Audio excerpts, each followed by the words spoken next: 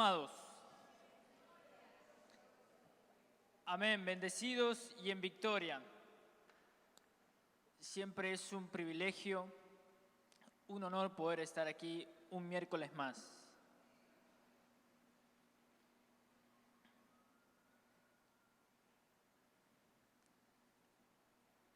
¿Cuántos disfrutan de la lluvia? Digo, de la lluvia de bendición que hay en esta casa. Amén. Siempre es bonito estar en la casa de Dios, pese a cualquier circunstancia, ¿no es cierto? Qué maravilloso poder disfrutar juntos en armonía. ¿Cuántos están disfrutando de la presencia de Dios? Amén. Qué bonito. Bien, mis amados, continuamos con el estudio de ¿qué libro? Estamos estudiando el libro de Esther, libro al cual los judíos llamaban el rollo por excelencia, el libro por excelencia. Maravilloso libro de Esther, y estamos ya por el quinto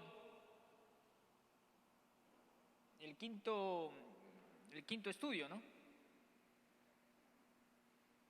Y en esta ocasión terminamos precisamente el capítulo 1.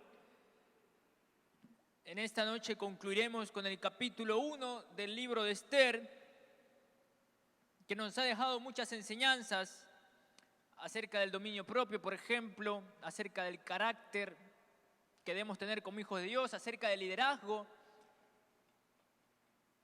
Y en esta ocasión, en esta noche, vamos a continuar con el tema las represalias del rey, ¿verdad? La primera vez vimos había una vez. La segunda ocasión, la fiesta real. La tercera ocasión vimos lo que pasó con el ataque.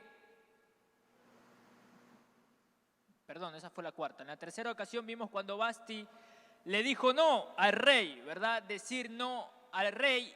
En la cuarta ocasión, el estudio anterior, para las personas que de pronto no pudieron estar, vimos lo que es el ataque de cólera que le dio al rey, en su enojo, en su enfado.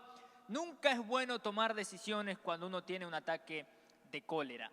Y la importancia de ejercer dominio propio a nuestros impulsos y a nuestras emociones. Y en esta ocasión culminamos el primer capítulo con el tema las represalias del rey. Y antes de comenzar vamos a entregar este tiempo en las manos de Dios. Padre Santo, gracias Señor, te damos una vez más por tu presencia. Gracias Espíritu Santo, por tu infinito amor, por tu infinita misericordia, por el privilegio, Señor, de traernos a este lugar, a esta casa, pudiendo estar en cualquier otro lado en esta noche. En tu infinito amor, Señor, estaba el que se diera esta cita contigo. Gracias, Espíritu Santo. Gracias por ser tan bonito, tan amoroso, tan lindo, tan bello, tan precioso. Gracias. Gracias, Señor, y desde ya estamos atentos y expectantes a todo lo que quieras enseñarnos en esta noche.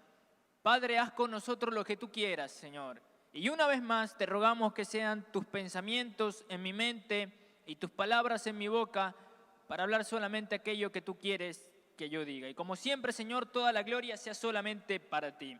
En el nombre de Jesús, amén y amén. Bien. En el anterior estudio vimos precisamente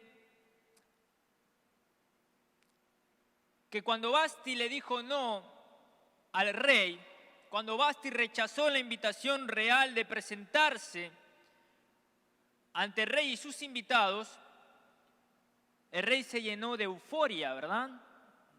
Dice que ardía en enojo. Se puso loco, ¿verdad? Y no sabiendo controlar sus emociones, sus impulsos, pide consejo a personas que no solamente que también se dejaban llevar por sus impulsos, sino que además todos estaban borrachos, todos estaban ebrios.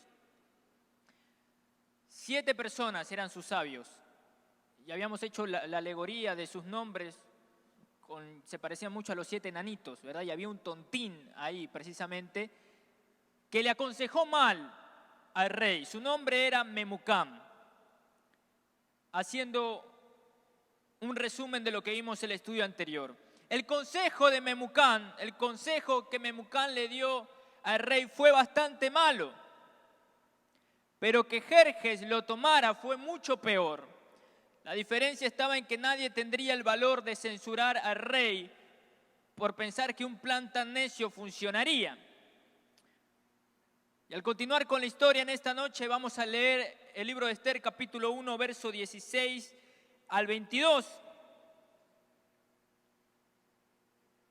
Yo voy a leer el verso 16 y voy a rogar que ustedes me ayuden con el 17 y así hasta llegar al verso 22. Dice, y dijo Memucán delante del rey y de los príncipes, no solamente contra el rey ha pecado la reina Vasti, sino contra todos los príncipes y contra todos los pueblos que hay en todas las provincias del rey Asuero.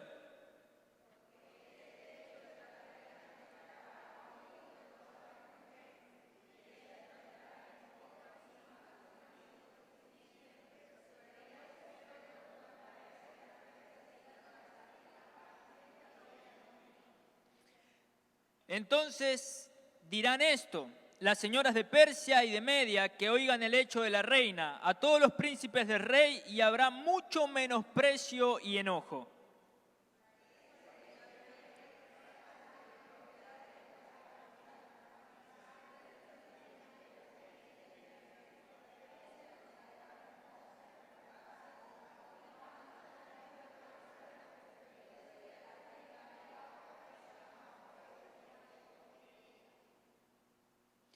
Y el decreto que dice rey será oído en todo su reino, aunque es grande, y todas las mujeres darán honra a sus maridos desde el mayor hasta el menor.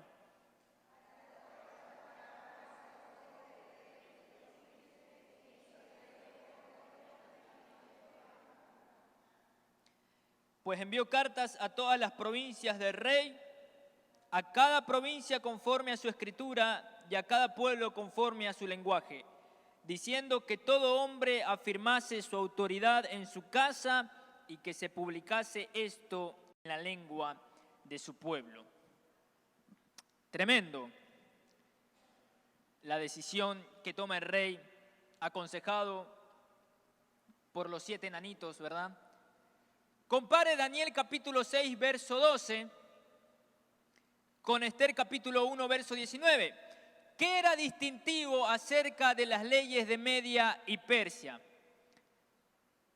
Daniel capítulo 6, verso 12 dice, fueron luego ante el rey y le hablaron del edicto real. ¿No has confirmado, edicto, que cualquiera que en el espacio de 30 días pida a cualquier dios u hombre fuera de ti, oh rey, sea echado en el foso de los leones? Respondió el rey diciendo, verdad es, conforme a la ley de Media y de Persia, la cual no puede ser abrogada. ¿Qué era distintivo acerca de la ley de los medos y de los persas? Que era una ley que no podía ser abrogada, no puede ser quebrantada. Una vez que salía el edicto, no se podía echar para atrás ni siquiera el mismo rey. Esa sería la respuesta, ¿verdad? No puede ser abrogada. ¿Qué tenía que ser pregonado en la lengua de cada pueblo? Lo encontramos en el verso 22. Dice, pues envió cartas a todas las provincias del rey, a cada provincia conforme a su escritura, y a cada pueblo conforme a su lenguaje, diciendo que todo hombre afirmase su autoridad en su casa, y que se publicase esto en la lengua de su pueblo.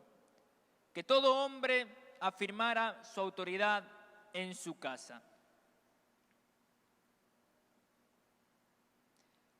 ¿Puede usted pensar en el abuso potencial que una proclamación como esa podía haber propiciado?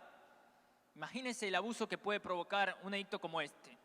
Imagínese si aquí a unos días sale una ley, ¿verdad? Que diga que en Ecuador, y sale así la ley, en Ecuador todos los hombres de Ecuador por favor afirmen su autoridad en su casa. Controlen a sus mujeres, controlen a sus hijos. ¿Puede usted imaginar de pronto el abuso que podría despertar una ley como esa? Un edicto de tal magnitud. No sé si lo recuerdan, pero en nuestra primera semana de estudio hemos sugerido que es difícil enfrentar adversidades cuando otra persona nos hace sombra, ¿verdad? Parece que no todos vinieron al primer estudio. Es difícil enfrentar adversidades cuando otra persona nos hace sombra.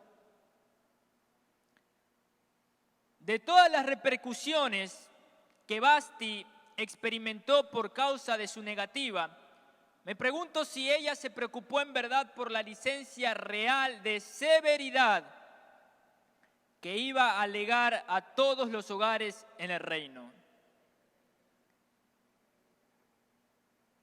Irónicamente, su determinación de ejercer sus propios derechos personales fue usada para privar a otras mujeres de sus derechos. La esencia de la opresión es castigar a uno perjudicando a muchos. Entonces, de pronto la reina Vasti no se imaginó que su rechazo inicial iba a generar todo este impacto en la sociedad, en el reino en el que vivía.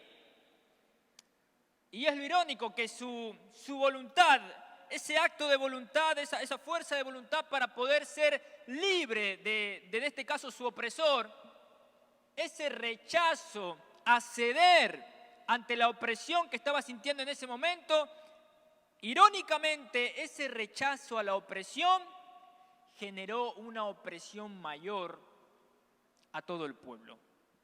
Irónico, ¿no?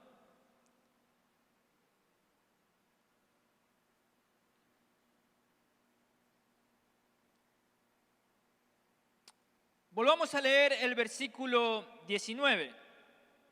Hay otra ironía más en la reina Vasti. Verso 19 dice: si parece bien al rey, salga un decreto real de vuestra majestad y se escriba entre las leyes de Persia y de Media para que no sea quebrantado, que Vasti no venga más delante del rey Asuero y el rey haga reina a otra que sea mejor que ella. Y aquí viene lo irónico, ¿no? Lo irónico es que Vasti precisamente se mete en este lío por el rechazo, por rehusarse a presentarse delante del rey.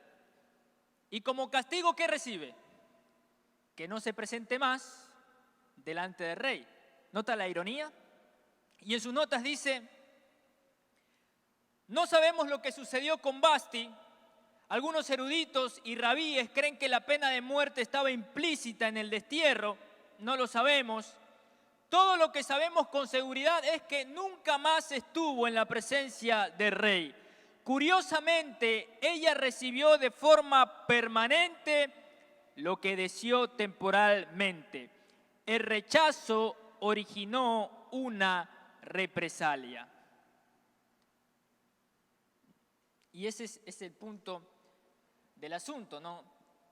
Como primera cosa que destacar en estos versículos es la represalia que genera la actitud de la reina Vasti.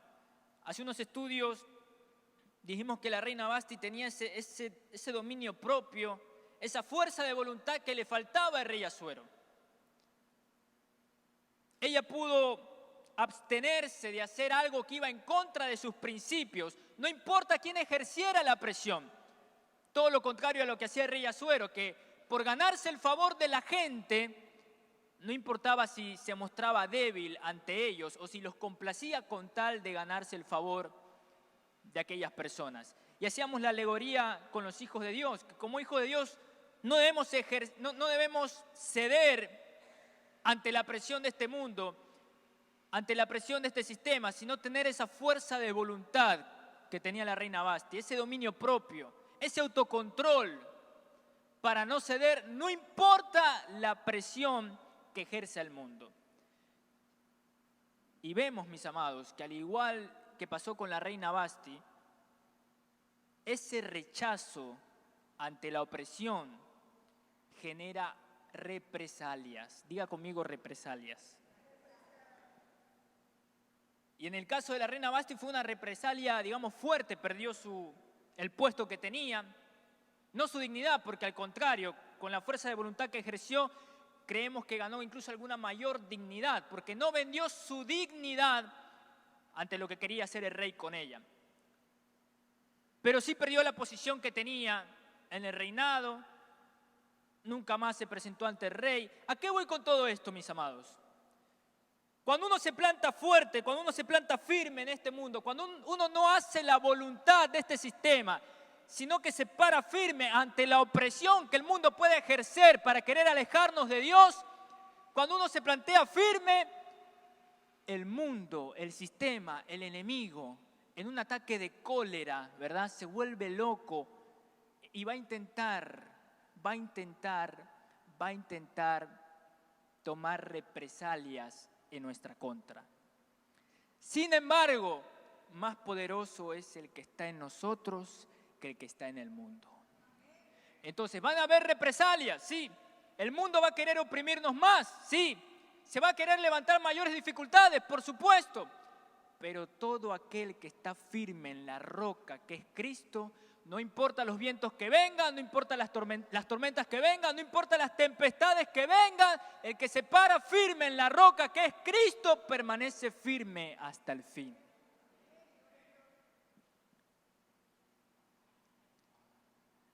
El polvo levantado por los mensajeros cayó por todos los rincones de Persia.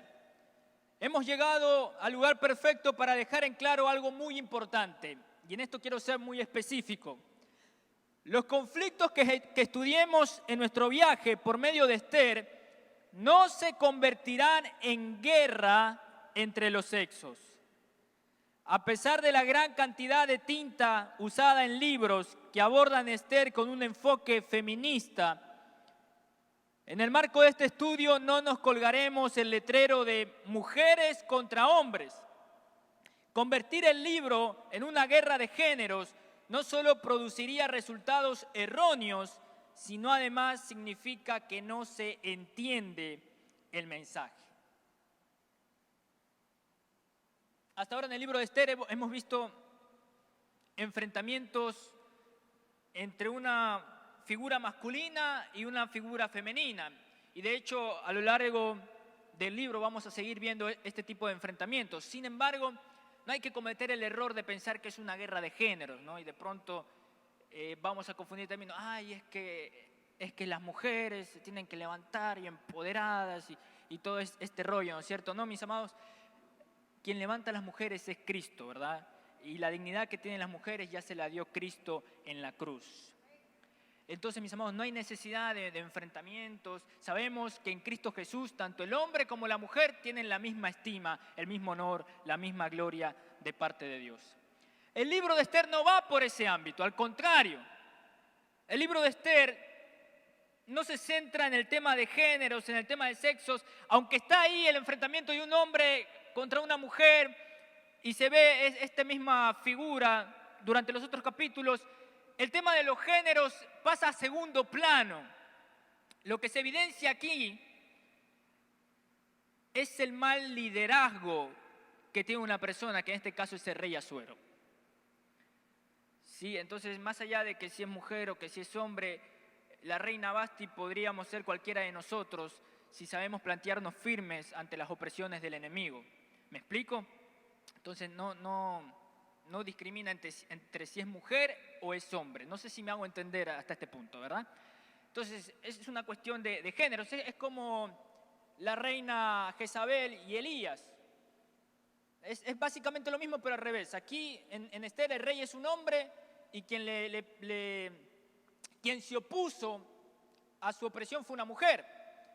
En el caso de la reina Jezabel, quien era opresora era una mujer, y Elías fue quien se opuso a su opresión. Entonces, la enseñanza va más allá de los géneros, de los personajes, tiene que ver más bien con el liderazgo, en este caso. Y la historia que hay en Esther también no tiene que ver si es hombre o si es mujer, sino con las enseñanzas que hay detrás de todo eso. ¿Me explico? ¿Me hago entender, mis amados? Entonces, no vamos a convertir esto en una guerra de géneros porque estaríamos malinterpretando el mensaje. Los conflictos en Esther son los que aparecen en el fuego cruzado entre la sabiduría y la necedad, por ejemplo, la modestia y el libertinaje, la valentía y la cobardía, esperar y actuar, vivir y morir. Los géneros son secundarios y sus funciones pueden intercambiarse. como sucede en el caso de la reina Jezabel y el profeta Elías. Celebremos el valor de la mujer sin mutilar a los varones. Dicho eso, el siguiente pasaje seleccionado arroja luz sobre el tema que tenemos entre manos. El decreto del rey de que cada hombre debería ejercer el dominio en su propia casa no es una afirmación del patriarcado, sino un comentario cínico sobre el carácter del liderazgo en la corte persa. La visión de Memucán de respeto y cómo obtenerlo revela el funcionamiento del poder en Persia como fuerza brutal, fomentado por la necesidad de controlar. Le tiene temor a la falta de respeto de las mujeres y al parecer cree que el respeto puede ser adquirido por medio de la fuerza. Sin embargo, esas tácticas son superficiales y contraproducentes.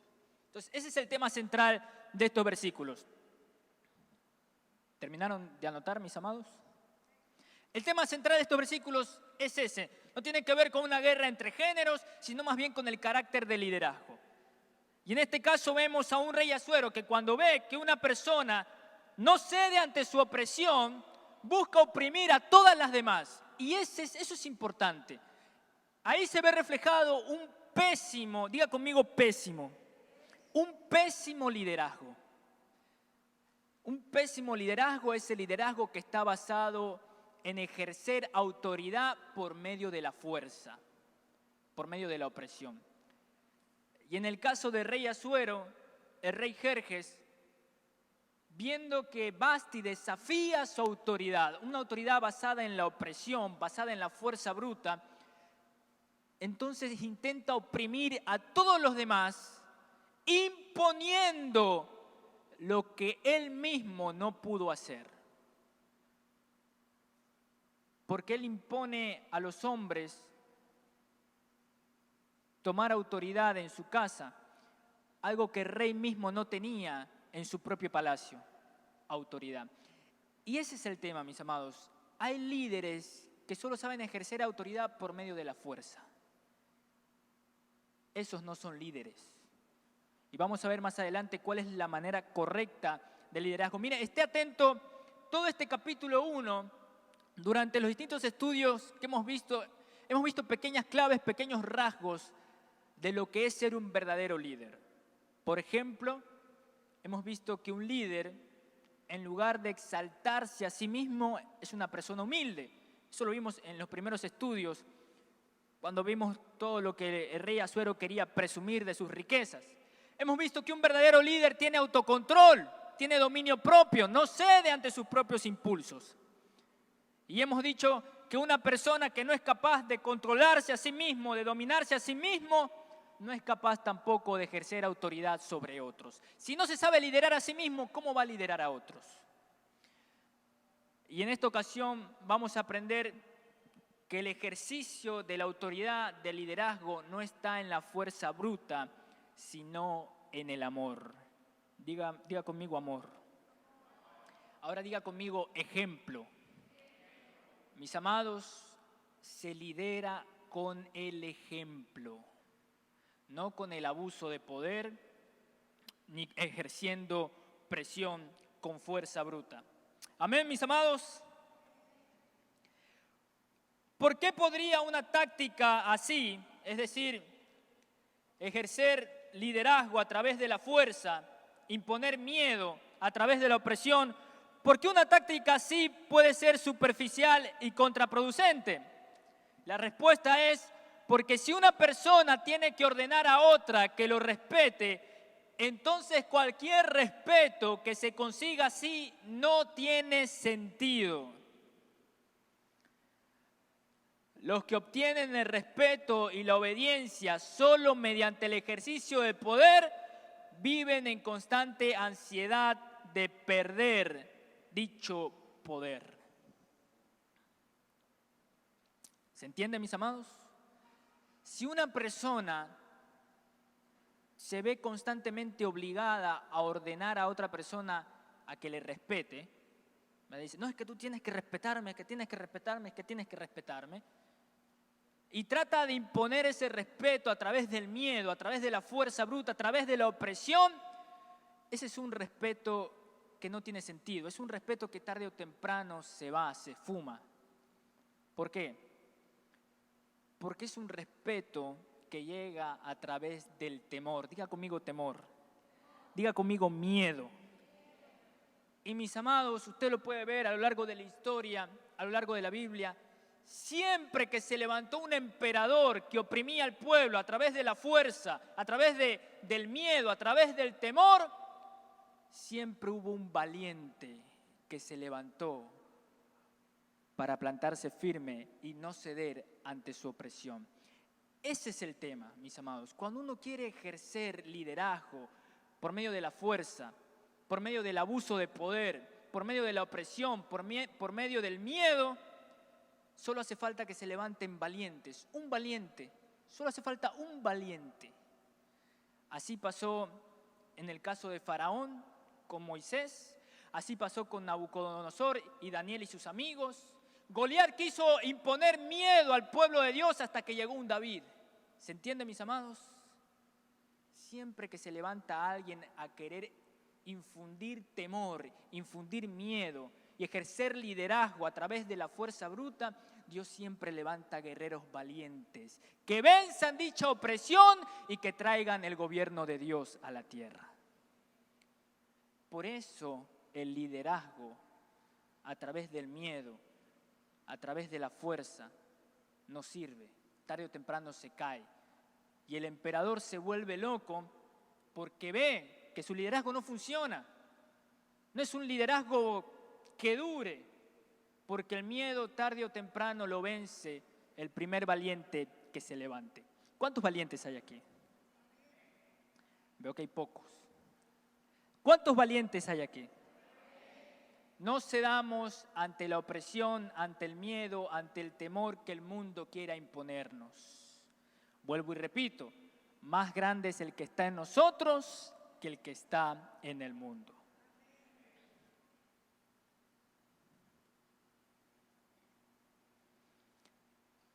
No nos equivoquemos.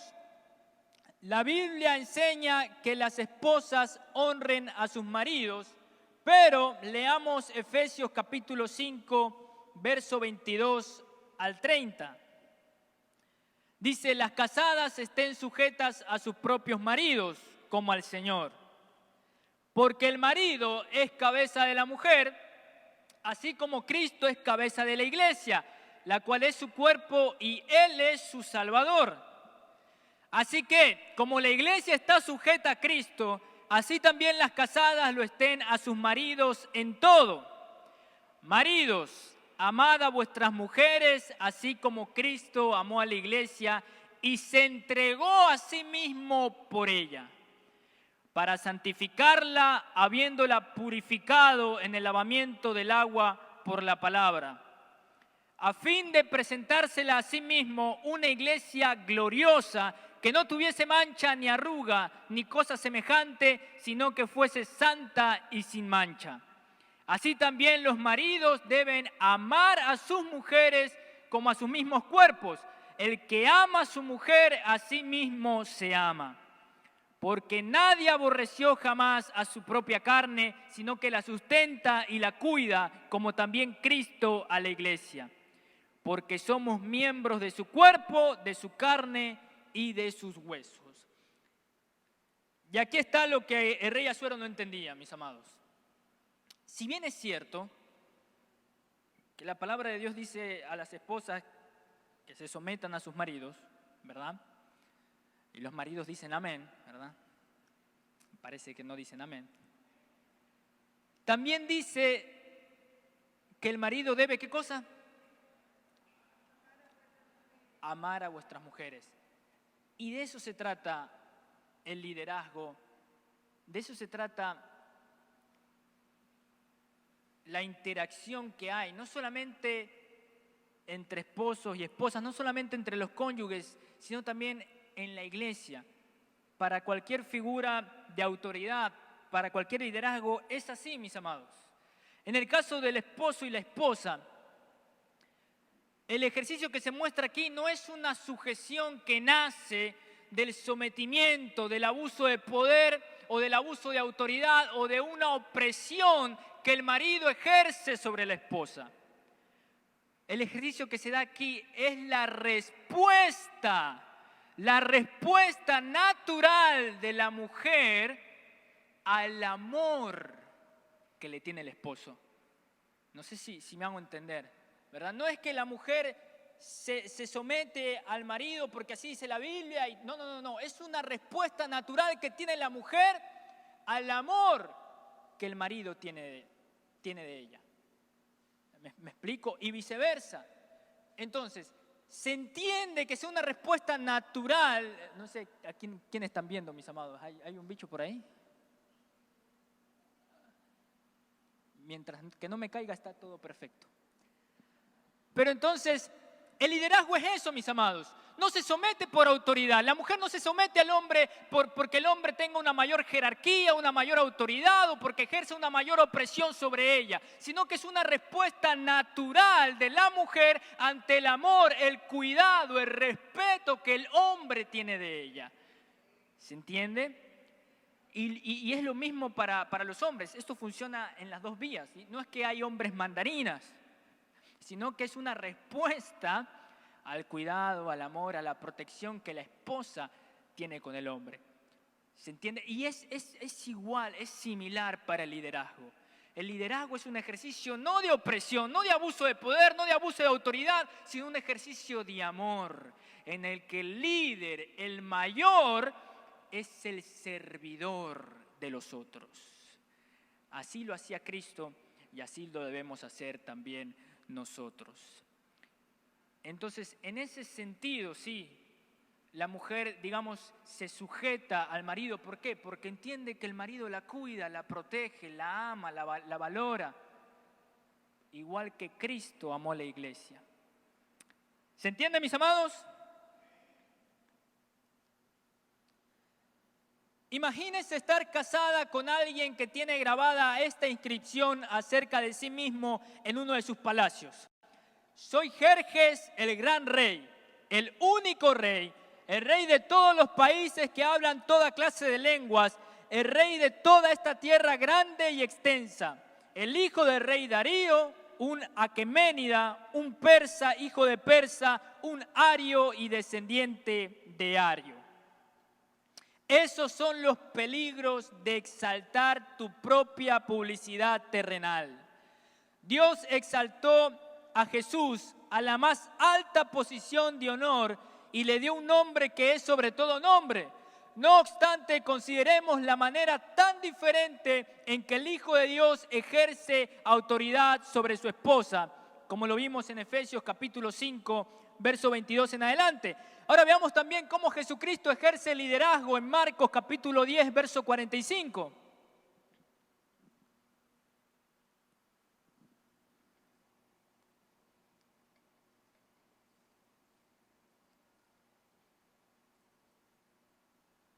Marcos capítulo 10, verso 45 dice, porque el Hijo del Hombre no vino ¿para qué? Sino para servir y para dar su vida en rescate por muchos. Ese es el liderazgo, mis amados. Ese es un verdadero liderazgo. Un liderazgo que no ejerce autoridad, que no infunde respeto por medio del temor o del miedo, sino por medio del amor, del servicio. Un liderazgo humilde, un liderazgo que funciona a través del amor. Porque miren, mis amados, en la balanza del poder, en la balanza de la autoridad, en la balanza del liderazgo, tenemos la fuerza y por otro lado tenemos el amor. Y mis amados, en la balanza del liderazgo, el amor siempre, siempre, siempre pesa más que la fuerza. Siempre. ¿Cuántos líderes hay aquí?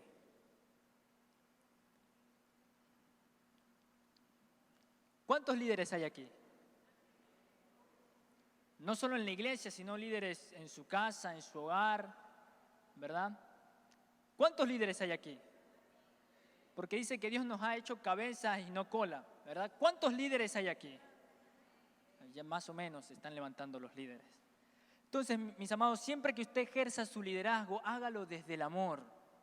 No trate de infundir miedo, porque eso no funciona, eso no sirve, eso se acaba, eso solo oprime, eso no ejerce ningún tipo de respeto, al contrario, cansa a la persona.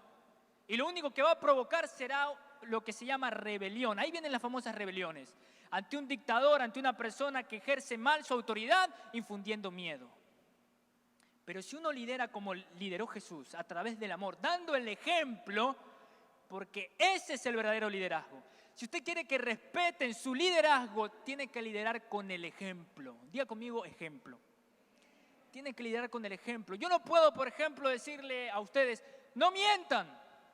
Si yo soy un mentiroso, mis palabras no tienen autoridad. ¿Se entienden, no? Y lo mismo con Jesús. Dice que la gente cuando escuchaba a Jesús hablar, cuando escuchaba a Jesús predicar, decía, pero este enseña como quien tiene autoridad para enseñar. Porque claro, Jesús no solamente predicaba, no solamente hablaba, sino que mostraba lo que se había que hacer con el ejemplo.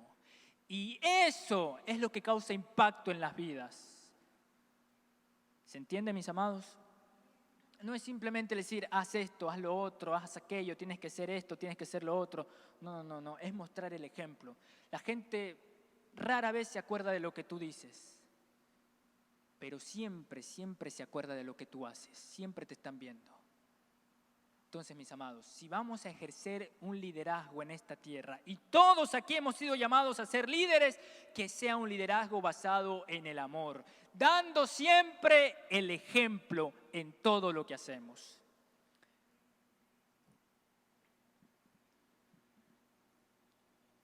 Los abusos de Jerjes son tema de los libros de historia, así como otras acciones extrañas que nos llevan a preguntarnos ¿qué es lo que movía a este hombre? Por ejemplo, una vez en que una tormenta destruyó un puente que él había construido sobre el estrecho del Helesponto o Dardanelos, ordenó que le dieran al agua 300 latigazos y que cortaran la cabeza a los ingenieros que lo habían diseñado. Imagínense, o sea, un rey que ya estaba totalmente loco. Solo Dios conoce si esa idea se le ocurrió al rey dolor de cabeza o fue original de los 7 enanos. Quizás ahí estuvo Tontín también. Imagínense, se destruye un puente por una tormenta y ahí está el rey y dice, se destruyó el puente. Bueno, 300 latigazos al agua, por favor. Y córtenle la cabeza a todos los que construyeron el puente. O sea, un rey que ya estaba totalmente desquiciado. Y así es, miren, las personas que, y vuelvo y repito, porque esto es importante, hoy más que nunca el mundo necesita líderes, pero buenos líderes, ya estamos cansados. Hay asueros por todas partes, hay reyes Jerjes por todas partes. Hoy más que nunca se necesitan líderes como Jesús. Y mis amados, vuelvo una vez más y repito, no abusemos de la posición que Dios nos ha dado. Sea cual sea la posición, ya sea aquí en la iglesia como líder, ya sea en nuestros hogares, como padre, como madre, sea que sea la posición que Dios nos ha dado, no abusemos de la posición que Dios nos ha dado. Al contrario, aprovechemos esa oportunidad para mostrar el amor de Dios y lideremos siempre desde el amor de Cristo, dando el ejemplo en todo. Solo así podemos lograr el impacto que este mundo necesita. Pero no podemos seguir liderando desde el abuso de poder, tratando de infundir miedo. Como iglesia, mis amados, lo único que hacemos es alejar más a las personas de Dios. Eso hacían los fariseos. Y la gente estaba cansada. Incluso Jesús le dice, ustedes están añadiendo carga a los hombres que ni ustedes mismos pueden llevar.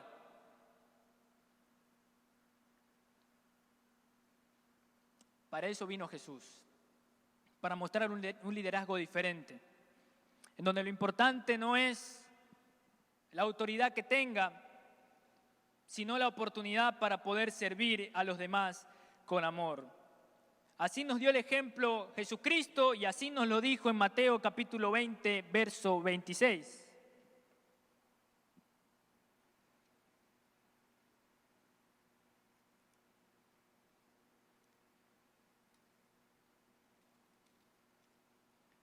Dice Mateo capítulo 20, verso 26, mas entre vosotros no será así, sino que el que quiera hacerse grande entre vosotros será vuestro servidor. ¿Cuántos quieren ser grandes? ¿Cuántos quieren ser grandes? ¿Qué tienen que hacer? Servir. Y ya para terminar, al llegar al fin del primer capítulo de nuestro viaje, le decimos adiós a la reina Vasti con tanta rapidez como le dijimos hola. Su torbellino de había una vez en las páginas sagradas fue breve, pero monumental. Irónicamente, sin Vasti no tendríamos a Esther. Sí, mis amados, es difícil enfrentar adversidades cuando otra persona nos hace sombra. Pero a veces allí, en lo oculto, Dios forma un ser que de otra manera no habría existido. Por tanto, mis amados, no importa cuánto tiempo debamos permanecer bajo las sombras, llegará el momento en que seremos instrumentos de luz para salvación a muchos. En cuanto al liderazgo, mis amados, en medio de un mundo donde todos quieren ser reyes, prefiramos 1000 veces ser siervos. Estando convencidos de esto, nuestra estima es infinitamente mayor siendo siervos de Dios que siendo reyes de nuestro propio egoísmo. Este mundo no necesita más asueros. Este mundo necesita líderes como Jesús, quien por nosotros se humilló hasta lo más profundo, por lo cual hasta lo sumo fue exaltado. Tuvo dominio propio para vencer impulsos y tentaciones, siendo fiel hasta la muerte, y lideró con el ejemplo, no con el peso de su fuerza, sino con la grandeza de su amor, dando su vida por todos nosotros, por lo cual podemos decir alegremente, no hay Dios como mi Dios, no hay Rey como mi Rey, no hay Señor como mi Cristo. A Él sea la gloria, la honra, el imperio, la alabanza y el honor por los siglos de los siglos. Amén y amén.